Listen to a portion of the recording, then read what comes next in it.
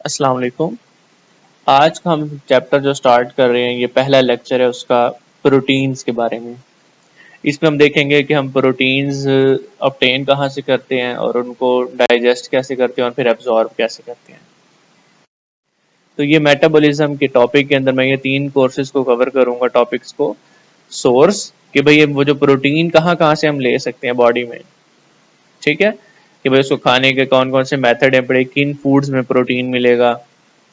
फिर डाइजेशन कि उनको डाइजेस्ट कैसे करेंगे और फिर उसके बाद उसको बॉडी एब्जॉर्ब कैसे करेगी। सबसे पहले बात करते हैं सोर्सेज की कि प्रोटीन्स कौन कौन सी फूड में से मिलते हैं, कि अगर हमें प्रोटीन की ज़रूरत है बॉडी में तो हमें क्या क्या चीज़ें खानी चाहिए। सबसे पहले डाइटरी प्रोटीन। डाइटरी प्रोटीन क्या होते हैं कि प्रोटीन्स जो हम अपनी डाइट के साथ खाते हैं वो 2 सोर्सेज से मिलते हैं, एनिमल से भी मिल सकते होते हैं और वेजिटेबल से भी मिल सकते होते हैं, ठीक है। दूसरी बात ये कि प्रोटीन जो है ना, ये लिविंग थिंग के कंपोनेंट्स होते हैं, तो इसलिए ये 2 ही लिविंग थिंग होती हैं, एनिमल्स होते हैं या वेजिटेबल्स।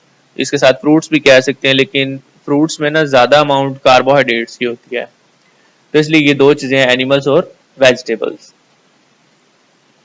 प्रिंसिपल एनिमल सोर्सेज कौन कौन से हो सकते हैं इसके, और दूसरे principal vegetable sources. Animal sources हैं बड़े मिल्क, सबसे बेस्ट सोर्स है बड़ा प्रोटीन का, कि अगर आपने प्रोटीन को डाइट में इंक्रीज करना है तो आप मिल्क ज़्यादा पीना शुरू कर दें, उससे क्या होगा, आपकी प्रोटीन इंटेक ज़्यादा हो जाएगी। दूसरा क्या है, डेयरी प्रोडक्ट्स, कि मिल्क से बनी हुई जितनी भी प्रोडक्ट्स हैं, चीज़ हो गया या लस्सी हो गई, दही, इस तरह की जितनी भी चीज़ें हैं, ये सब क्या होंगी, डेयरी प्रोडक्ट्स। ये भी प्रोटीन का बहुत अच्छा सोर्स है। इसके बाद नेक्स्ट आता है मीट, फिश, लिवर, एग्स। अब ये जो मीट है, ये तीनों यानी कि जो है ना, मीट, फिश और लिवर, ये तीनों मीट कैटेगरीज में आ जाते हैं। और ये तीसरे नंबर पे मैंने लिखा हुआ एक चीज, और वो है एग्स।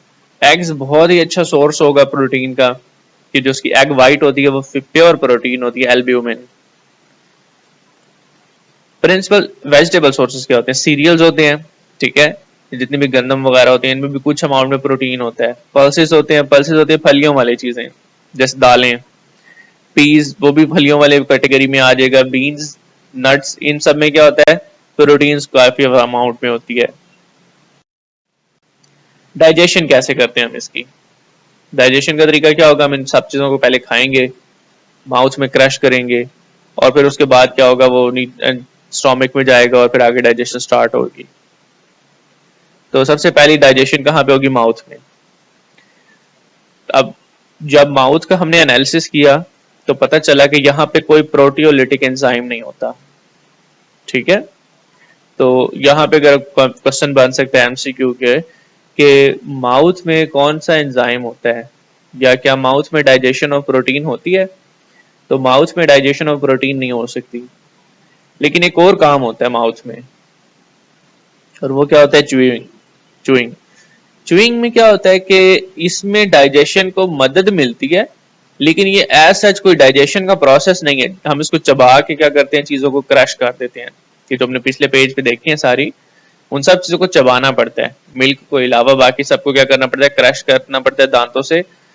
उसका फायदा ये होता है कि जो एंजाइम है ना, वो बारीक बारीक टुकड़ों पे काम करते हैं, बड़े बड़े चंक्स के ऊपर काम नहीं कर सकते। तो इसलिए यहाँ पे क्या होगा, हम पहले एंजाइम क्रश करेगा, तो पहले हमारे टीथ जो हैं वो क्या करेंगे, क्रश करेंगे, फिर एंजाइम उसके ऊपर इफेक्टिवली काम कर सकता है। इसको क्या बोलते होते हैं, मैस्टिकेशन, कि अगर हम साइंटिफिक टर्म में बोलें तो च्यूइंग को क्या बोलते होते हैं, मैस्टिकेशन। डाइजेशन इन स्टोमिक, स्टोमिक जो है वो सबसे बेस्ट साइट है बड़ी किसके लिए, डाइजेशन ऑफ प्रोटीन के लिए, जो मेन प्रोटीन हम खाते हैं। उसमें क्या है, हमारे पास सबसे पहले प्रोटियोलिटिक एंजाइम, वो गैस्ट्रिक जूस में बनते हैं। एंजाइम्स के नाम आपको पता है कैसे लिखे जाते हैं, जिस जो वो काम करते हो जिस चीज के ऊपर, उसी चीज के साथ हम क्या लगा देते हैं, एज लगा देते हैं। अगर इसको तोड़ते हैं तो उसके साथ लाइटिक लगा देते हैं, तो इसका नाम लिखो प्रोटियोलाइटिक एंजाइम, कि वो प्रोटीन को तोड़ने का काम करता है। इसका दूसरा नाम क्या होगा, प्रोटीएज भी कह सकते हैं इसको। गैस्ट्रिक जूस जो होता है वो जब बनता है स्टोमिक के अंदर, तो वो क्या करता है, हेल्प करता है डाइजेशन में। उसमें एंजाइम कौन कौन से होते हैं कि जो गैस्ट्रिक जूस है जो वो हेल्प करता है, तो पता होना चाहिए। उसमें एंजाइम होता है पेप्सिन। पेप्सिन क्या करता है? प्रोटीन को डाइजेस्ट करता है। रेनिन, रेनिन वाली प्रोटीन को डाइजेस्ट करता है, ये भी प्रोटीन्स को डाइजेस्ट करता है। गैस्ट्रिन, वो भी क्या करता है? प्रोटीन को डाइजेस्ट करता है। और जेलेटिनेज, जेलेटिनेज क्या करता है? जेलेटिन को डाइजेस्ट करता है। ये प्रोटीन, खास प्रोटीन होती है जेली में जो होती है, ठीक है। तो उसको डाइजेस्ट करने के लिए ये वाला एंजाइम काम करता है। और ये जो बाकी है पड़े, ये जर्नल एंजाइम है पड़े।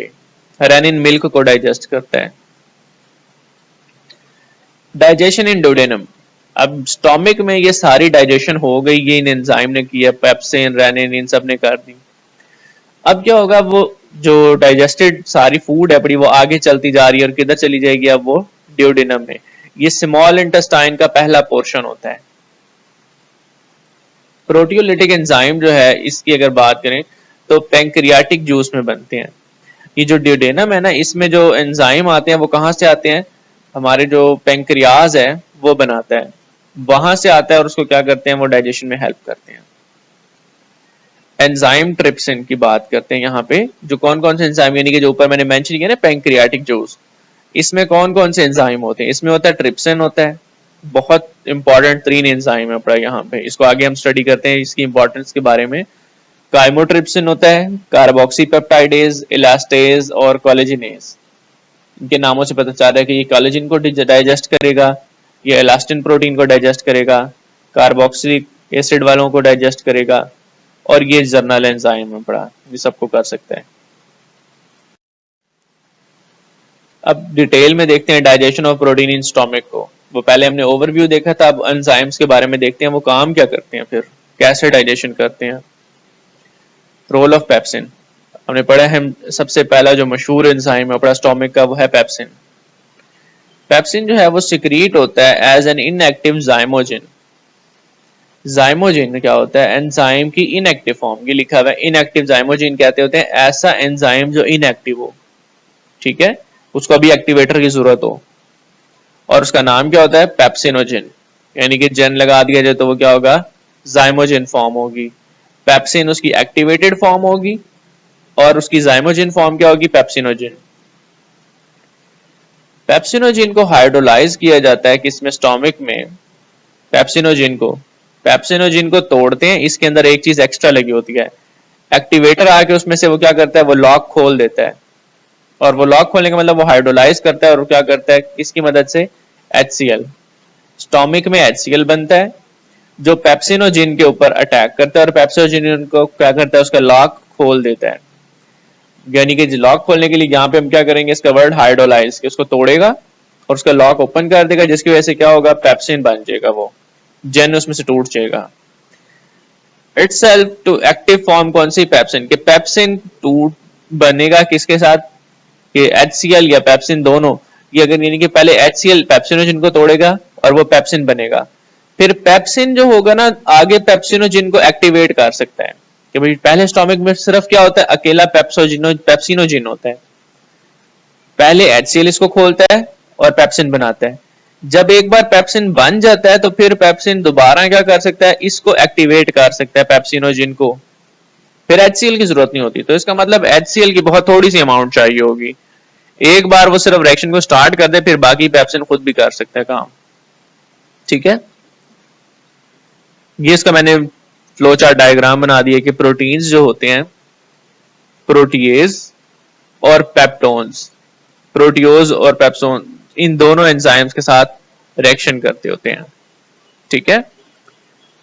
जब टूटते हैं यानी कि प्रोटीन्स, तो टूटने के बाद क्या होता है? वो प्रोटियोज में कन्वर्ट हो जाते हैं, ठीक है, या पेप्टोन्स में कन्वर्ट हो जाते हैं। अब एक्टिविटी की अगर बात करें तो क्या होता है? एक्टिविटी क्या होती है? It's particularly active on peptide bond.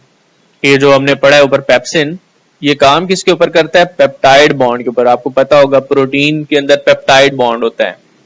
अगर ये वाली बात आपने दोबारा देखनी है तो आप लेक्चर देख सकते हैं इसका, जो आपने 4th सेमेस्टर में पढ़ा था, प्रोटीन्स का पेप्टाइड बॉन्ड, वहां पे आप देख सकते हैं। It's particularly active on peptide bond which connects the carboxyl group of aromatic amino acid, ठीक है, कि अमाइनो एसिड को वो तोड़ देता है किसके साथ, यानी कि अमाइनो ग्रुप और एरोमेटिक अमाइनो ग्रुप के साथ जो लगा हुआ है कार्बोक्सिलिक ग्रुप, इन दोनों को अलग कर देता है। अगर आपने इसको डिटेल में देखना है या इसका जो प्रीवियस आपका नॉलेज है पड़ा उसको आपने स्टडी करना है, तो आप इसी को लाजमी आपने देखना है कहाँ पे, जो प्रोटीन वाला लेक्चर है पड़ा आपका 4th सेमेस्टर का। ठीक है, 4th सेमेस्टर के अंदर मेंशन किया हुआ कि कार्बोक्सिलिक ग्रुप अमाइनो ग्रुप के साथ लगता है और उसको क्या बोलते हैं, पेप्टाइड। और ये क्या करता है, उसी कार्बोक्सिली और अमाइनो जो जुड़े हुए हैं उनको क्या कर देता है, तोड़ देता है, अलग कर देता है, और क्या बन जाता है, वो दो कंपोनेंट्स में अलग अलग हो जाते हैं। पेप्सिन जो होता है cannot act on proteins like keratins, ये इसका आपको एमसीक्यू में आ सकता है कि पेप्सिन किस पे काम नहीं कर सकता। तकरीबन सबके ऊपर एक्टिविटी शो करता है लेकिन कैरेटिन के ऊपर एक्टिविटी शो नहीं कर सकता। रोल ऑफ पेप्सिन की बात करें तो यहाँ पे एक्शन ऑन मिल्क कैसे करता है, कि मैंने कहा सबसे बेस्ट सोर्स जो हमारे पास है प्रोटीन का वो मिल्क है, सबसे इजी सोर्स। तो यहाँ पे कैसे एक्शन करता है ये, इसके ऊपर पेप्सिन जो है एक्ट करता है मिल्क के ऊपर, उसको हाइड्रोलाइज करता है। ठीक है, और हाइड्रोलाइज करके क्या करता है, उसके अंदर प्रोटीन होती है मिल्क में एक, उस प्रोटीन का नाम होता है कैसिन। कैसिन प्रोटीन को क्या करता है, वो अलग कर देता है। ठीक है, और दूसरी क्या होती है, पैराकैसिन बना देती है।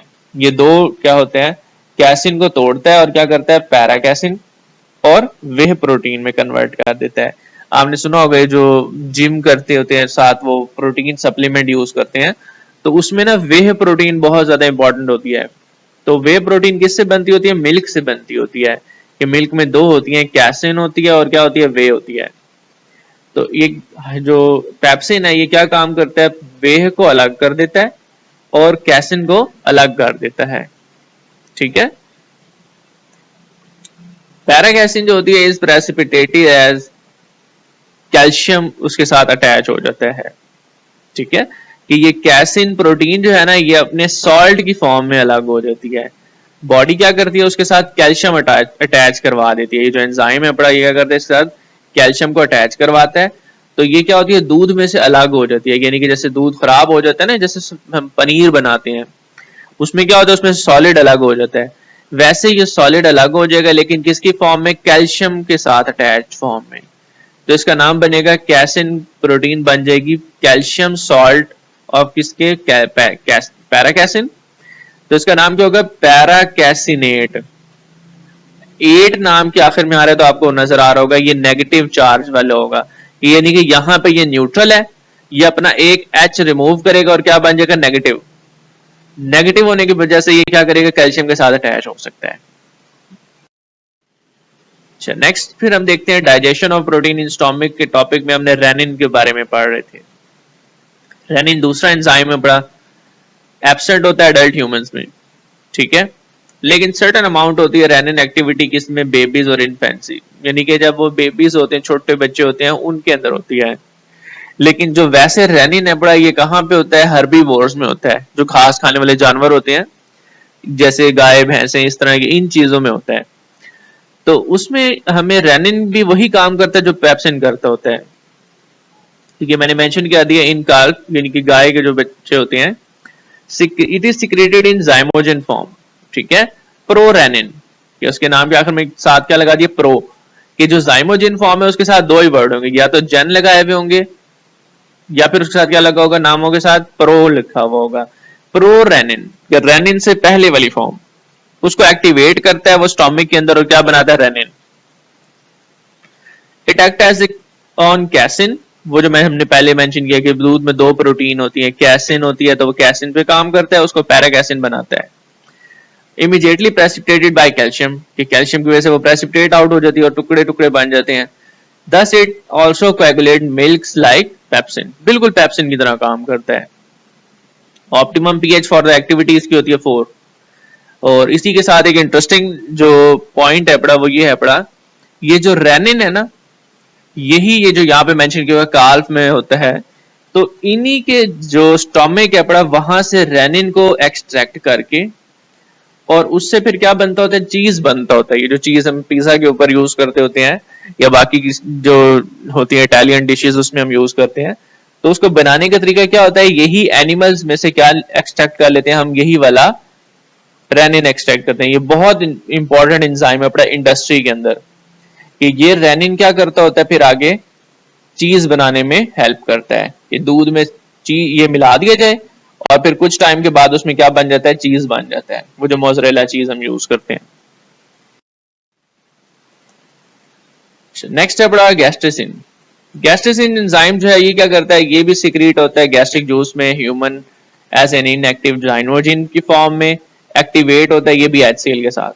ठीक है, इट एक्ट्स ऑन किसके, प्रोटीन्स, प्रोटीन्स के ऊपर काम करता है। रिक्वायर्स एन एसिडिक मीडियम, ठीक है, किसको एसिडिक मीडियम चाहिए होता है एक्टिविटी के लिए। पीएच इसकी कितनी होती है, 3 से 4 इसकी ऑप्टिमम पीएच है, इस पे ये सही काम करते हैं एंजाइम। रोल ऑफ जेलेटिनेज, जैसे नाम से पता चल रहा है जेलेटिन को हाइड्रोलाइज करता है, ठीक है, और गैस्ट्रिक जूस के अंदर बनता है, और क्या करता है, टू फॉर्म पॉलीपेप्टाइड्स, कि ये तोड़ता जाएगा और क्या बनाएगा, वो जो बड़े बहुत लंबी चेन है उसको जरा चेन की लेंथ को क्या कर देगा, कम कर देगा, फिर उसके ऊपर पेप्सिन एक्टिविटी शो करेगा अपनी। एसिडिक मीडियम में भी ये काम करते हैं। तो आपने सबकी जो पीएच देखी होगी, सारों की पीएच 7 से नीचे थी, यानी कि एसिडिक मीडियम में काम करते हैं स्टोमक में। नेक्स्ट है हमारे पास digestion of protein in duodenum, यानी कि स्मॉल इंटेस्टाइन, वहां पे कैसे होती है। उसमें सबसे पहला एंजाइम जो हमने पढ़ा था वो था रोल ऑफ, यानी ट्रिप्सिन।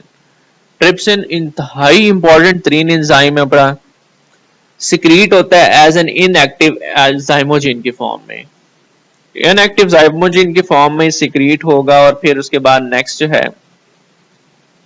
एक्ट एज प्रोटीनेज, के वो प्रोटीन्स को तोड़ने का काम करेगा। रिक्वायर होगा इसको अल्कलाइन मीडियम। अब यहाँ पे एक चीज आप देखेंगे वो क्या हो गई, जो स्टोमिक था ना वहां पे एसिडिक थी इन पीएच, और इसकी जो पीएच होगी ना ड्यूडेनम के जितने भी एंजाइम होगी उनकी ऑप्टिमम पीएच होगी बेसिक, यानी कि अल्कलाइन। यही लिखा हुआ है कि ट्रिप्सिन जो है इनएक्टिव जाइमोजिन होता है ट्रिप्सिनोजिन की फॉर्म में, और फिर अल्कलाइन मीडियम इसकी एक्टिविटी के लिए जरूरी होता है। ऑप्टिमम पीएच 8 से 9 तक होती है इसकी। Trypsin act as activator for other enzyme, क्योंकि इसकी बहुत इंटरेस्टिंग बात, जैसे पेप्सिन का हमने पढ़ा था ना कि पेप्सिन क्या करता है, पेप्सिन अपने जो जाइमोजिन है उसको भी ऑन कर सकता है, सेम ऐसे ट्रिप्सिन जो है ये बाकी सब एंजाइम के लिए क्या होगा, एक्टिवेटर। तो ये मेंशन किया यहाँ पे मैंने कि जो काइमोट्रिप्सोनोजिन है, यानी कि एक्टिवेटर की बात करें ना, तो बाकी एंजाइम्स के क्या मैंने बताया यहाँ पे उनके जाइमोजिन्स लिखे हुए कि ये किसका है जाइमोजिन, काइमोट्रिप्सिन का। काइमोट्रिप्सिनोजिन अगर होगा तो इसके क्या करेगा, ये काइमोट्रिप्सिन में एक्टिवेट कर देगा यही ट्रिप्सिन, तो ये इसको एक्टिवेट करने का काम भी करता है। प्रोटियोलेज, प्रोइलास्टेज जो है ये क्या करता है, ये इलास्टेज में कन्वर्ट हो जाता है एक्टिवेट होने के बाद। और प्रो कार्बोक्सी पेप्टाइडेज ये किस में कन्वर्ट हो जाता है, कार्बोक्सी पेप्टाइडेज में। इन तीनों रिएक्शन को एक्टिवेट करने के लिए जो एंजाइम चाहिए होता है वो होता है ट्रिप्सिन। तो इसका मतलब ट्रिप्सिन बहुत ज्यादा इंपॉर्टेंट है कि ये खुद भी डाइजेशन में काम करता है, और दूसरा क्या होता है ये फिर बाकी एंजाइम्स को एक्टिवेट करने का काम भी करता है। डाइजेशन के बाद आता है टॉपिक एब्जॉर्प्शन का। ये डाइजेस्ट हो गए प्रोटीन्स, अब उसको जज्ब करना है बॉडी ने। जज्ब करने के लिए क्या होगी, साइट ऑफ एब्जॉर्प्शन कुछ देखते हैं कहां पे होते हैं जज्ब। अमाइनो एसिड एब्जॉर्ब होते हैं from the ileum and the distal jejunum. तो ये भी दोनों उसके पार्ट हैं बड़े किसके, स्मॉल इंटेस्टाइन के। एक होता है ड्यूडेनम होता है, जुजिनम होता है, और फिर क्या होता है इलियम होती है। ये 3 पार्ट्स होते हैं। अब डेसिटल जुजिनम का मतलब क्या होता है, डेसिटल बोलते होते हैं दूर वाले हिस्से को, कि अगर हम स्टार्ट से चल रहे होंगे तो ये जुजिनम का ना आखिरी वाला हिस्सा होगा, और जहां पे जुजिनम खत्म होगी यानी कि जो डेसिटल पार्ट होगा उसका, उसी से आगे क्या स्टार्ट हो रही इलियम। ठीक है, तो इलियम जो है इस यहां से ना डेसिटल एंड से आगे इलियम होगी, तो कहते हैं इन 2 जगहों पे होती है कि थोड़ा सा उसके आखिरी हिस्से में भी हो सकती है, लेकिन जो प्रॉपर वाली होगी वो इलियम में होगी। अब यहाँ पे क्या होगा, ओलिगोपेप्टाइड्स लाइक डाइपेप्टाइड्स, ट्राइपेप्टाइड्स ये एब्जॉर्ब होते हैं कहाँ पे, ड्यूडेनम के अंदर, और कहाँ पे, एंड प्रॉक्सिमल जुजिनम में, ये जुजिनम के शुरू वाले हिस्से के अंदर, ठीक है, कि जो बड़े बड़े टुकड़े हैं वो ड्यूडेनम भी जज्ब कर लेती है, और शुरू वाला हिस्सा किसका, जुजिनम का, प्रॉक्सिमल कहते हैं शुरू का हिस्सा। रेट ऑफ एब्जॉर्प्शन, एब्जॉर्प्शन कैसे होती है, there is difference in rate of absorption of two isomers, दो आइसोमर्स होते हैं, आपको पता होगा डी और एल आइसोमर्स होते हैं। तो ये जो अमाइनो एसिड यानी कि जब तोड़ेंगे प्रोटीन को तो या तो ओलिगोपेप्टाइड बनेंगे या फिर अमाइनो एसिड बनेंगे। तो अमाइनो एसिड ये ऊपर मैंने मेंशन कर दिया कहाँ पे जज्ब होते हैं, ओलिगोपेप्टाइड्स यहाँ पे जज्ब होते हैं। तो उन्होंने लिखा हुआ अमाइनो एसिड जो है ना उनकी एब्जॉर्प्शन रेट में फर्क होता है, डिपेंड करता है वो कौन सा आइसोमर है। एल आइसोमर्स जो होते हैं और एल पेप्टाइड्स जो होते हैं, ये ओलिगोपेप्टाइड्स, वो एब्जॉर्ब होते हैं more rapidly than the D isomer, के जो डी आइसोमर होगा वो स्लो एब्जॉर्ब होगा और एल वाला तेज एब्जॉर्ब हुआ करेगा। एब्जॉर्ब होने के बाद ये किधर जाते हैं, लिवर में जाते हैं। लिवर फिर इनको प्रोसेस करता है और जहां पे भेजना होता है वहां पे फिर बॉडी के अंदर आगे ट्रांसपोर्ट कर देता है। तो ये लिखा हुआ है अमाइनो एसिड्स और अदर प्रोडक्ट्स जो होते हैं डाइजेशन लाइक डाइट ट्राइपेप्टाइड्स, ये जितने भी एब्जॉर्ब हुए हैं वो कैरिड किए जाते हैं पोर्टल ब्लड, ठीक है। ये पोर्टल ब्लड ये एक वेन का नाम है। पोर्टल वेन से कहां पे जाते हैं, लिवर में, और फिर लिवर से आगे फिर वो जहां पे उनको भेजना होता है उधर तक सप्लाई कर देते हैं पूरी बॉडी में। This is mark, there is a mark trace in amino acid. अच्छा एक और यहाँ पे चीज मेंशन की हुई है कि जो अमाइनो एसिड जब ब्लड में जाते हैं तो पता चलता है कि जब भी हम कोई प्रोटीन वाली चीज खाते हैं ना तो अमाइनो एसिड लेवल जो होता है ना ब्लड के अंदर बहुत ज्यादा हाई हो जाता है जब भी कोई प्रोटीन मील खाया जाए। होप कि आपको ये वाला टॉपिक क्लियर हो गया होगा। इन जितने भी हमने यहाँ पे सारा टॉपिक को स्टडी किया है इसमें आपने इसको अच्छी तरह नोट कर लेना है और जितने भी शॉर्ट क्वेश्चन इसमें से आया करेंगे आपने बिल्कुल एज सच इसको लिखा करना है, ठीक है। मैंने इसके पॉइंट्स बना दिए हैं। लेजेंड कॉलेज के पेज को आपने सब्सक्राइब करना है इसके साथ, और आपने इस चैनल को भी सब्सक्राइब करना है ताकि नेक्स्ट जब लेक्चर अपलोड हो तो आपको पता चल जाए।